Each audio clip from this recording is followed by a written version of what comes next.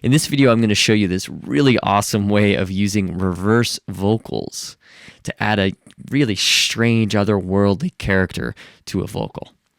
Now, first I'm going to turn it off, and here's this bridge of a track I've been working with Heather Christie, aka Cherokee, and the rest of the music was very epic, very full, but we wanted this bridge to really stand out as something unique and different.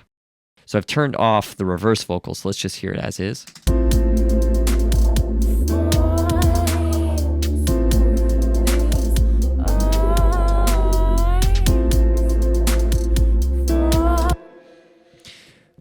That's great, and it's a really good start, but listen to it with the reverse vocal.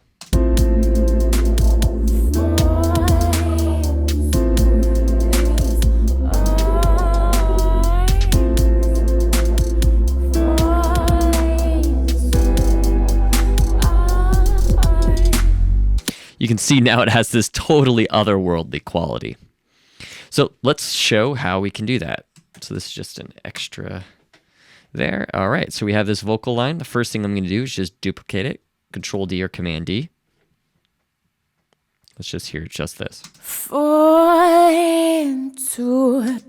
All right, so we don't need any of these effects here. Just going to delete all those on this one. Let's just call this reverse, just so we know what's happening. And the first thing I'm going to do is I'm going to, let's just do it to this whole section. I'm going to consolidate it. That'll just make it one chunk. It'll be a lot easier to reverse.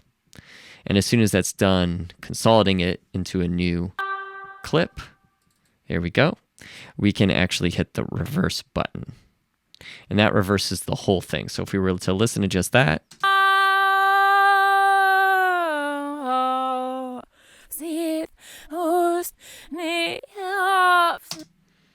But what we want to do is add a really thick reverb onto here, create a big reverb tail, then reverse it again, and that will be that leading, reversing sound that leads into her actual vocal.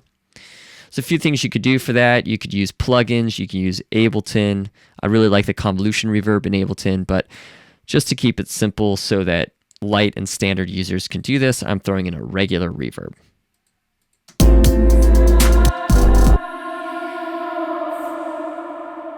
Now the key here is I want a nice decay time.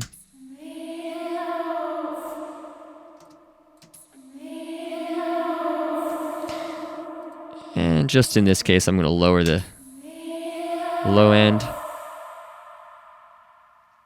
That's good. It's a little long decay.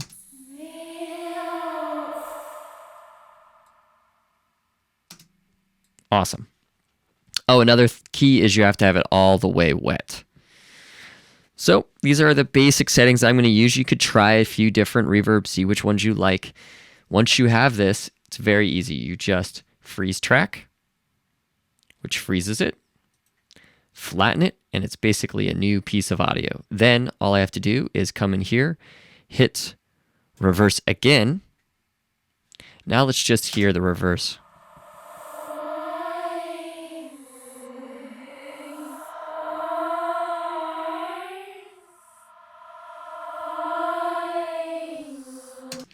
Now, I personally like to have the dry here, and this is a pure wet effect. So then when I have it, I can really get the...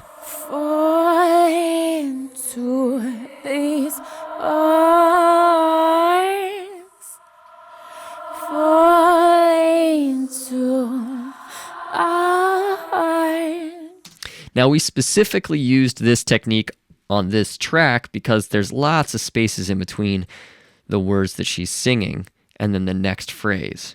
You might not have that. There might be instances where it's very quick. So you might come in here and do something like automate the volume so that certain parts are coming out and other parts are not.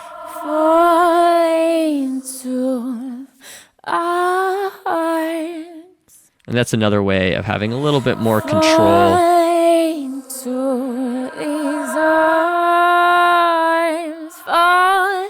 of that vocal effect. Now in this particular track, I took it out in this last section.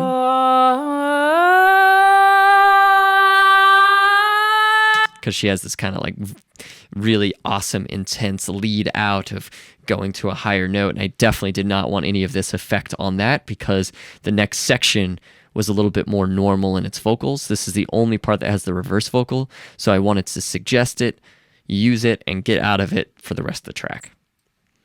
So there you go. That's a really fun, easy technique to add a new texture and dimension to your vocals by just taking a track, duplicating it, reverse it, put on the effect, and reverse it back.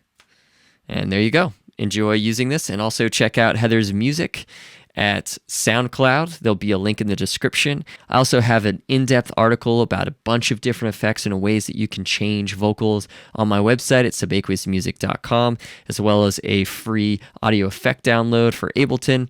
So check that out for more information and enjoy using this technique.